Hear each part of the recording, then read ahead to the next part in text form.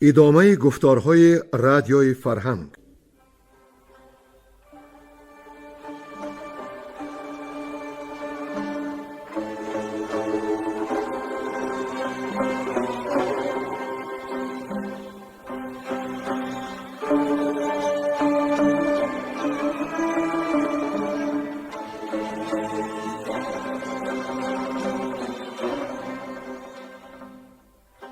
بسا رنج بردم در این سال سی، عجم زنده کردم بدین پارسی.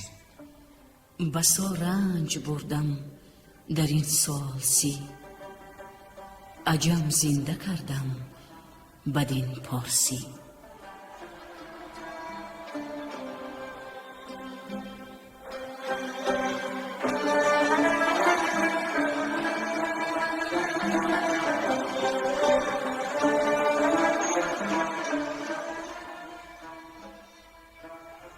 محفل ادبی به استقبال جشن هزاره شاهنامه بیزوال ابوالقاسم فردوسی. صدر محفل لایق شیرالی.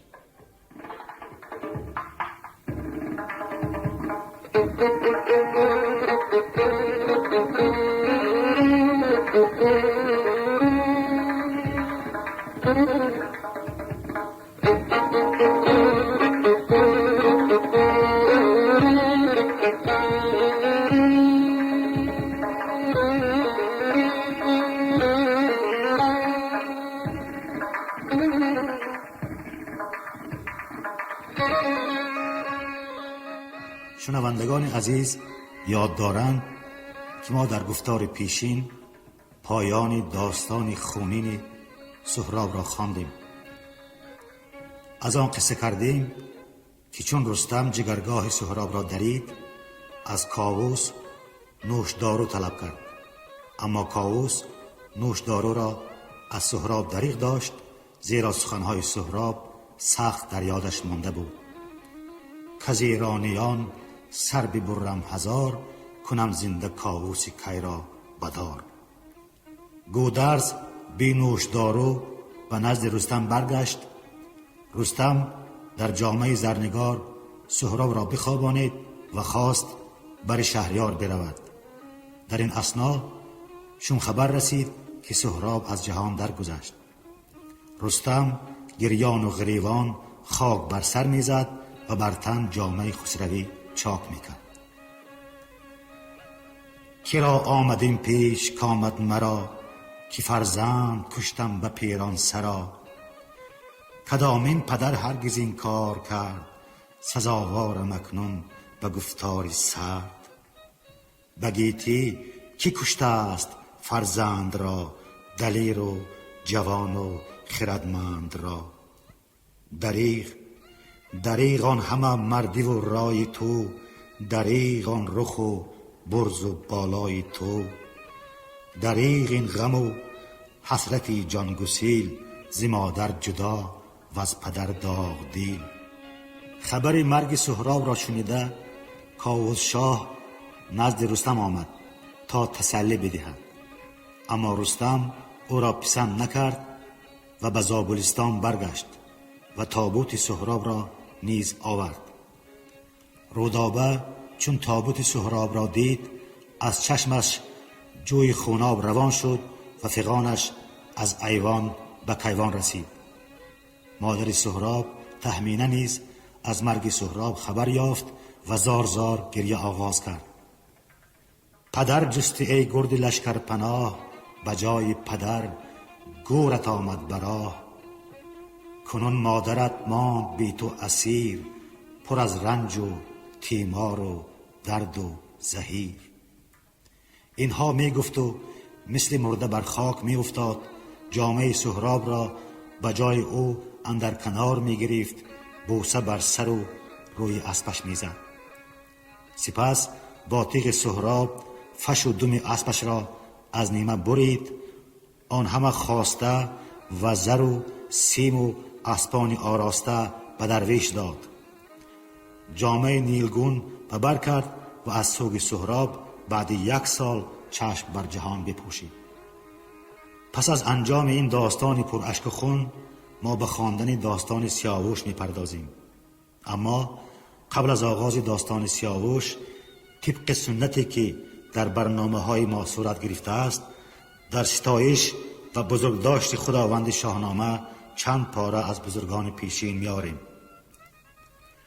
دولت شاه سمرقندی فرموده است: اکابر و افاضل متفقند که شاعری در این مدت روزگار مثل فردوسی از عدم پای بر عرصه وجود ننهاده است و الحق داد سخنوری و فصاحت داده و شاهد عدل بر صدق دعوا کتاب شاهنامه است که در این 500 سال گذشته از شاعران و فصیحان روزگار هیچ آفریده را یارای جواب شاهنامه نبوده و این حالت از شاعران هیچ کس را مسلم نبوده.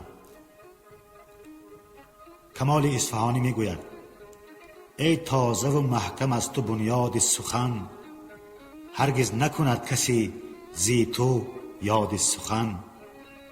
فردوس مقام بادت ای فردوسی، انصاف تو را که داده داد سخن. و اینک شروع میکنیم به خواندن داستان سیاوش. گویندگان: ساربان، بیرنگ کهدامنی، گلنسا زمانی و کمینه.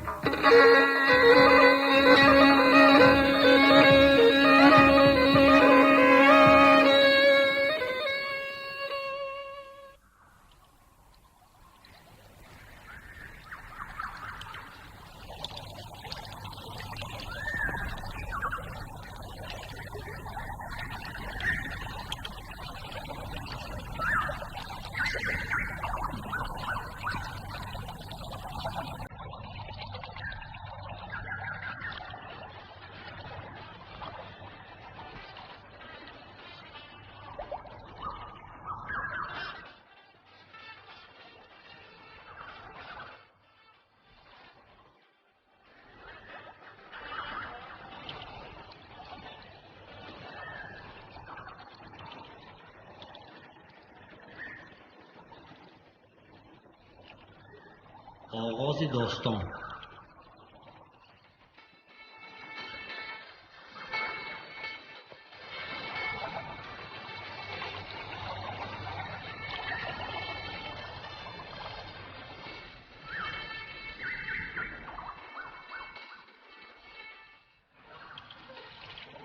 کنون ای سخنگوی بیدار مغز، یکی داستان بیارای نغز.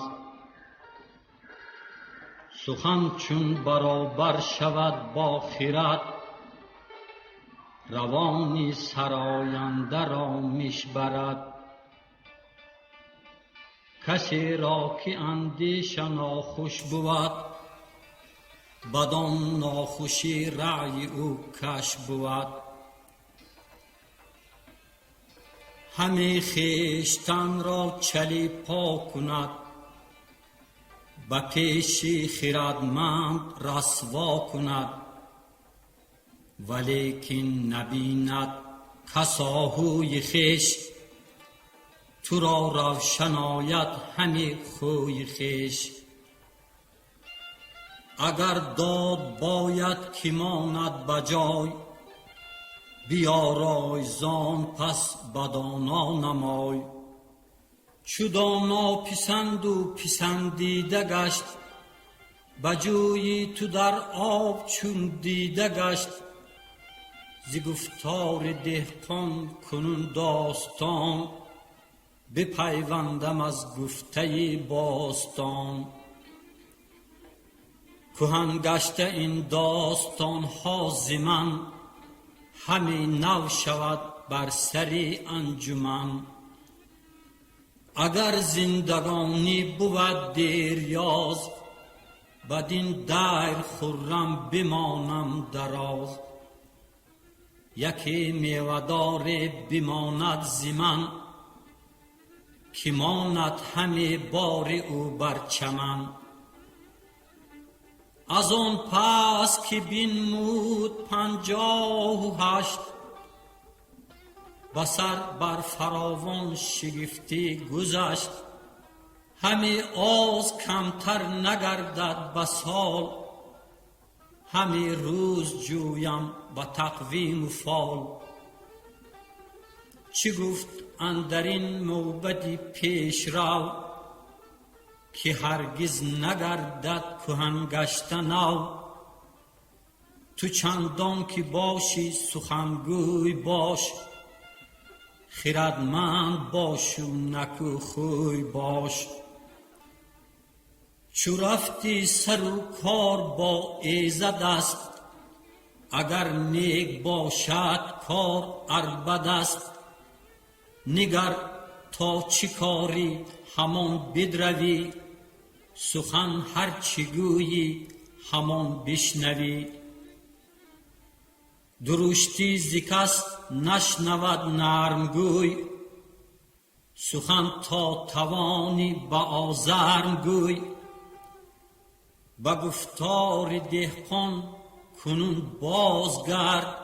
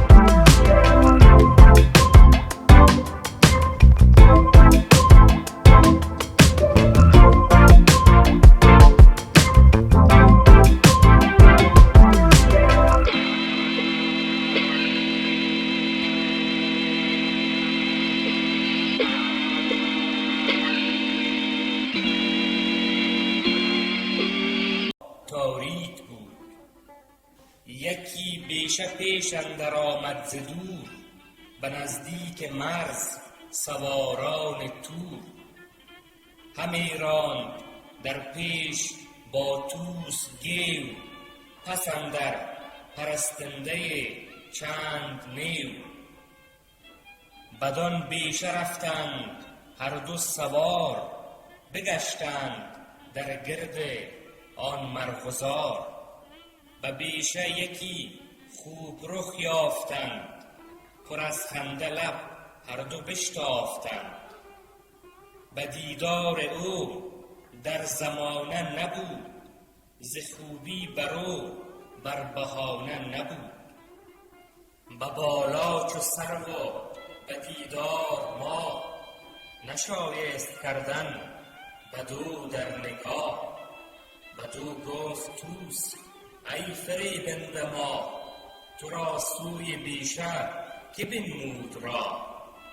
چنین داد پاسخ که ما را پدر، بزد دوش و بگذاشتم بوم و بر. شب تیره مست آمد از بزم سور، همان چون مرا دید جوشان ز دور. یکی تیغ زهرآبگون برکشید، همی خواست از تن سرم را برید.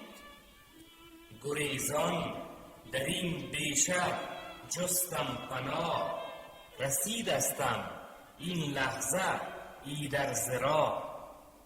بپرسید پس پهلوان از نژاد، بدو سروبن یک به یک کرد یاد. بدو گفت من خویش گرسیوزم، به شاه آفریدون کشد پروزم.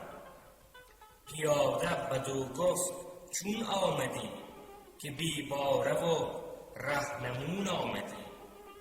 چنین داد پاسخ که اسبم بماند، ز سستی مرا بر زمین برنشاند. بی اندازه زر و گهر داشتم، به سر بر یکی تاج زر داشتم. بدان روی بالا ز من بستدند، نیام یکی تیغ بر من زدند.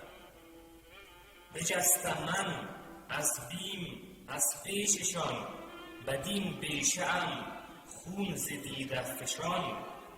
جوشیار گردد پدر بیگمان، سواران فرستد پس من دمان.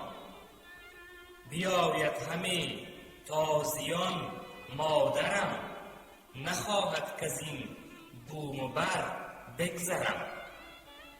دل پهلوانان بدو گرم گشت، سر طوس نوذر بیاسرم گشت. شه نوذری گفت من یافتم، ازیرا چنین تیز بشتافتم. بدو گفت گی وی سپهدار شاه، نه با من برابر بودی بی سپاه. همان طوس نوذر در آن بستهید، کجا پیش اسب من اینجا رسید. بدو گفت گیو این سخن خود مگوی، که من تاختم پیش نخجیر جوی. ز بهر پرستنده کش مگوی، نگردد جوان مرد پرخاش جوی. سخنشان ز تندی بجایی رسید، که این ماه را سر بباید برید. میانشان همی داوری شد دراز، میانجی بیامد یکی سرفراز. که این را بر شاه ایران برید، بران کونهت هر دو فرمان برید. نگشتند هر دو ز فرمان اوی، سوی شاه ایران نهادند روی. چو کاووس روی کنیزک بدید، دلش مهر و پیوند او برگزید. به هر دو سپهبد چنین گفت شاه، که کوتاه شد بر شما رنج راه. گوزن است اگر آهوی دلبر است، شکاری چنین در خور مهتر است. بر این داستان بگذرانیم روز، که خورشید گیرند گردان به یوز. بدو گفت خسرو نژاد تو چیست، که چهرت به مانند چهر پریست. بگفتا که از مام خاتونیم، به سوی پدر آفریدونیم. ز دخت سپهدار گرسیوزم، بدان سو کشد رشته و پروزم. که اوی است هم خیش افراسیاب وی از تخمه تور با جاه و آب. بدو گفت که این روی و موی و نژاد همی خواستی داد هر سه به باد. به مشکوی زرین کنم شایدت سر ماه رویان کنم بایدت. چنین داد پاسخ چو دیدم تو را ز گردن کشان برگزیدم تو را. دست گران مایه با تاج و گاه به هر دو سپهبد فرستاد شاه. بت اندر شبستان فرستاد شاه بفرمود تا برنشیند به گاه. نهادند زیر اندرش تخت عاج به سر بر سیاه‌کوت و پیروزه تاج. بیاراستندش به دیبای زرد به یاقوت و پیروزه و لاجورد. دگر ایزدی هرچه با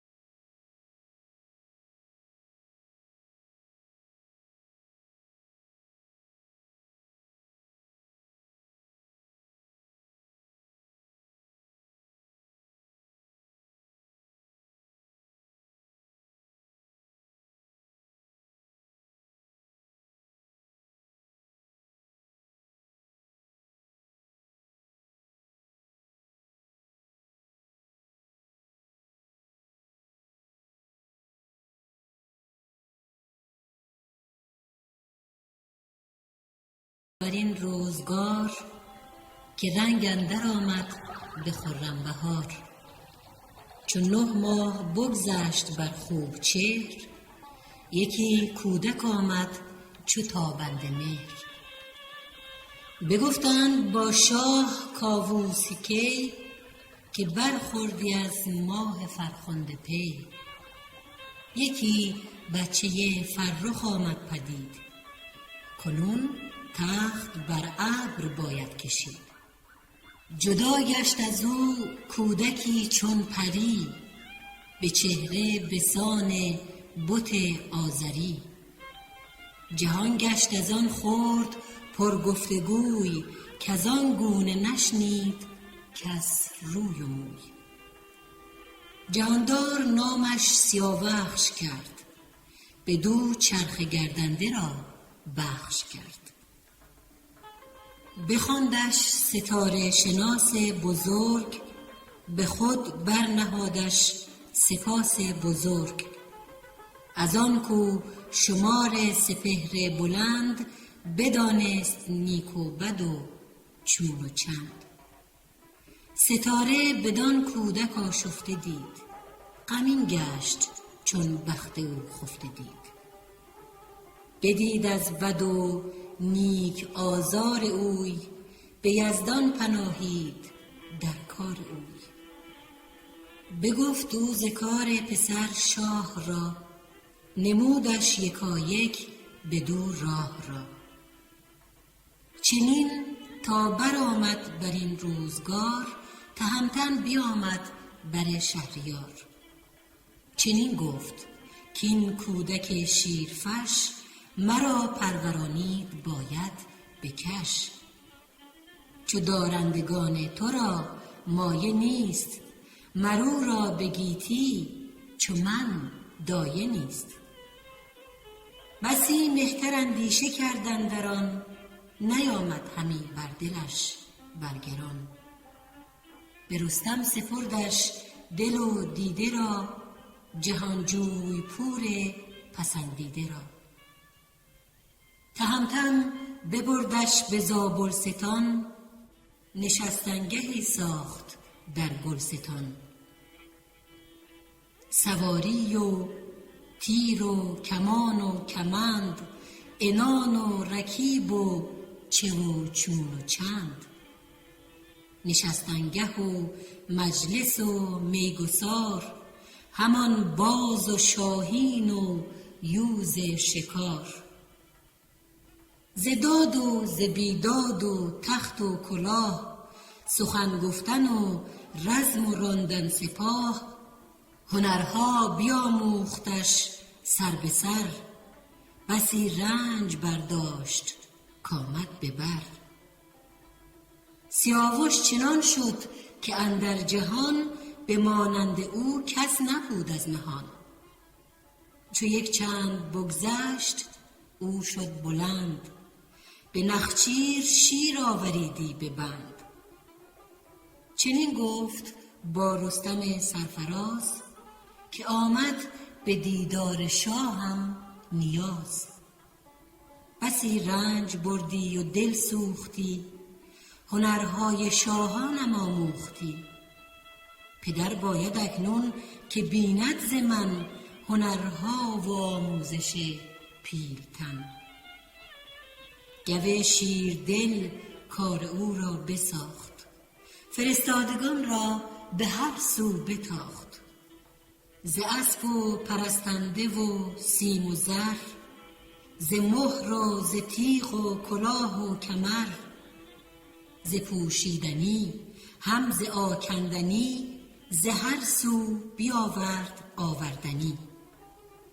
از این هرچه در گنج رستم نبود، ز گیتی فرستاد و آورد زود. گسی کرد از آن گونه او را به راه، که شد بر سیاوش نظاره سپاه. همی رفت با او تهمتن به هم، بدان تا سپهبد نباشد دژم. جهانی به آیین بیاراستند، چو خشنودی نامور خواستند. همه زر و عنبر بیامیختند، ز شادی به سر بر همی ریختند. جهان شد پر از شادی و خواسته، در و بام هر برزن آراسته. به زیر پی تازی اسپان درم، به ایران ندیدند یک تن دژم. همه یال اسپ از کران تا کران، بر اندوده مشک و می و زعفران.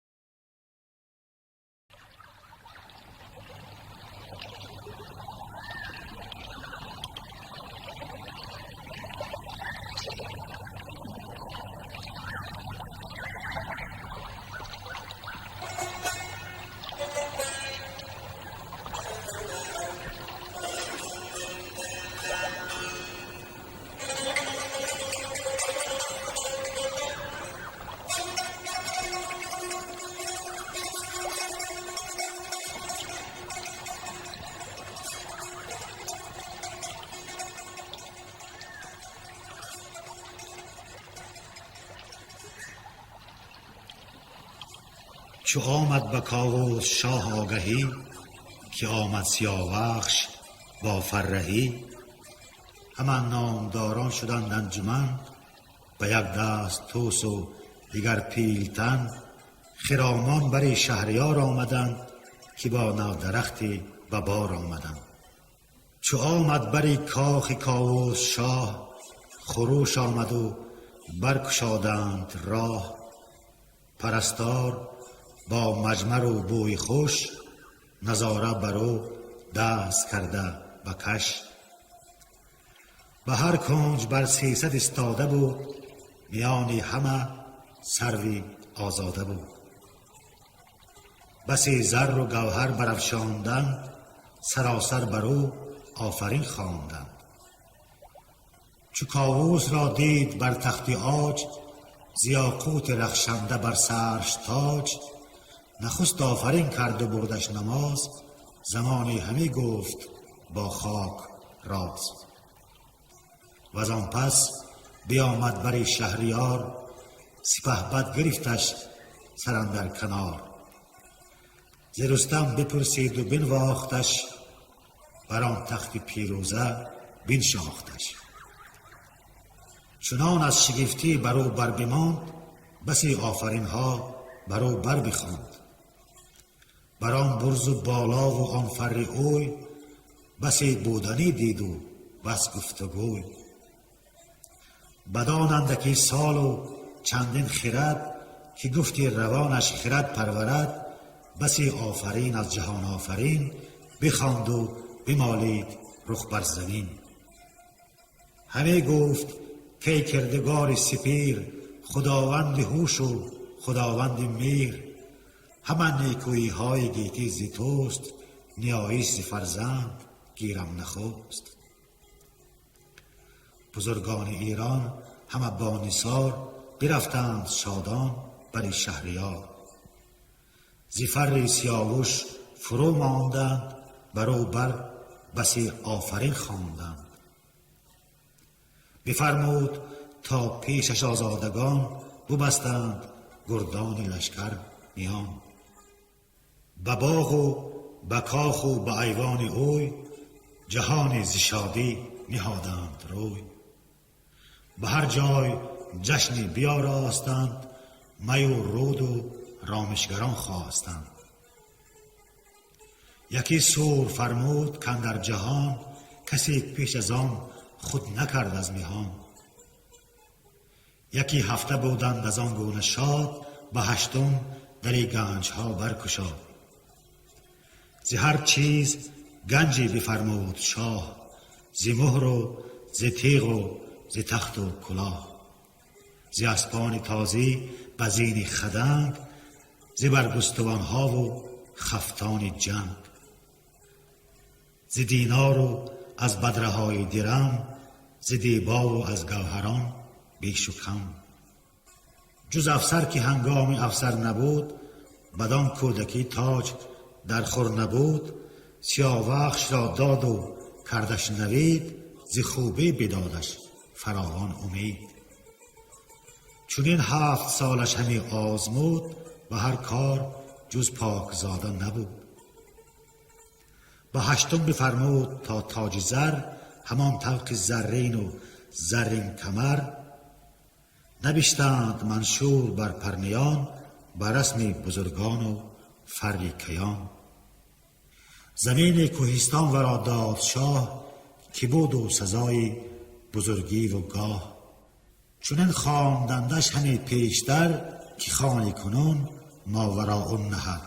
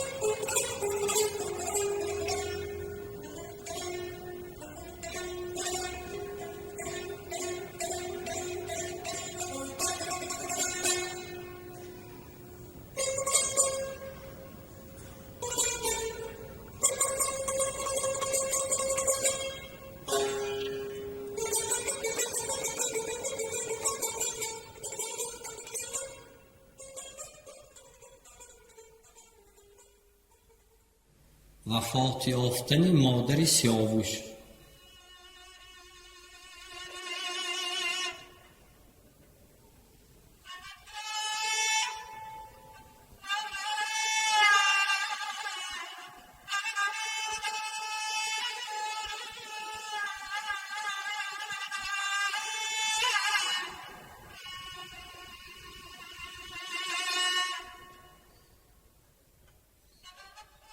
و فرمان شه چون بسیچید کار، برفت از جهان مادری شهریار. سیاوش زگاه اندر آمد چو دیو، برآورد بر چرخ گردان گرنگ. بتن جامه خسروی کرد چاک، بسر بر پراگند تاریک خواب. همی بود با سوگ مادر دژم، همی کرد با جان شیرین ستم. بسی نوحه کردش، بسی نوحه کردش بروز و بشب. بسی روز نگشاد بر خنده لب. همی بود یک ماه با درد و داغ، نمی جوست یک دم زی اندوه فرا. از آن چون بزرگان خبر یافتند، به پیش سیاوش بشتافتند. چو طوس و فریبرز و گودرز و گیو، چی شهزاده چی پهلوانان نیو. سیاوش چو رخسار ایشان بدید، ز دل باز آهی دیگر برکشید. ز نو گریه دیگر آغاز کرد، دری اندوهانی دلش باز کرد. چو گودرز آن سوگ شهزاده دید، دژم شد چو آن سرو آزاده دید. بخرجید و گفتش که ای شاهزاد، شنو پند و از نو مکن سوگ یاد. هر آن کس که زاد او ز مادر بمرد، ز دست اجل هیچ کس جان نبرد. کنون گرچه مادر شد یادگار، به مینوست جای وی اندوه مدار. کنون گرچه مادر شد یادگار، به مینوست جای وی اندوه مدار. بسد لابه و پند و افسون و رای، بسد لابه و پند و افسون و رای. دل آورد شهزاده را باز جای.